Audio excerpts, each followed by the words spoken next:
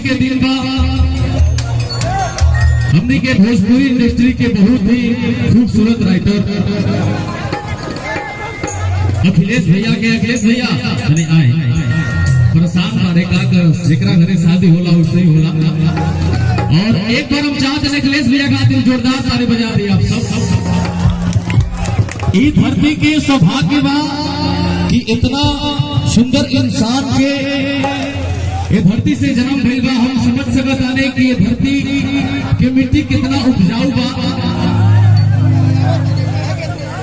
और आप सब यहाँ के जोना तरीका से मोहब्बत आशीर्वाद दिले वाले आज सब लोग सब कलाकार धरती पे आए वाले सबके आप सब आशीर्वाद प्यार दे। आप गीत से सब लोग के स्टार बनोले वाले हैं और हर स्टार के कोयले भी वाले। जितना भी कलाकार एजा आज उपस्थित बारे, जितना भी कलाकार आज आए हैं सिर्फ भाई बन के ही है अखिलेश भैया के और अखिलेश भैया के सब लोग। और यहाँ के भैया गीत एगो लिखले बाने काहे कि माहौल दूसर बा तो वो गीत यहाँ के हम थोड़ा सुनाए आप सबके भैया। अरे की पढ़ के हूँ महान बातें करे दे पढ़ाई जो कि हर जगह से आप सब आशीर्वाद प्यार भर भर के दे रहा माने।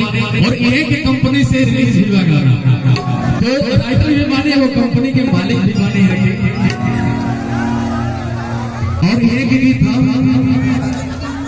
कि हम हुआल बनी तू अरे चल कर दाका हाय हाय रे हमर लोग भर दुला।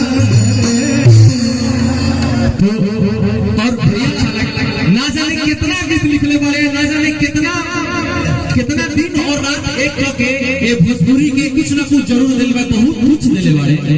और भैया हम दोनों भाइयों का ये दुआ है कि आप बहुत आगे जाए और साथ में सभी लोगों को लेकर चले। अन्नपूर्णा कंपनी आपका नहीं है, भाइयों का है। भोजपुरी में जितने भाई है सबका है। और सब कलाकार एक साथ उपस्थित बाने। आज बहुत सारा कलाकार आप सबके पता बा तो बड़ा मजा आयो।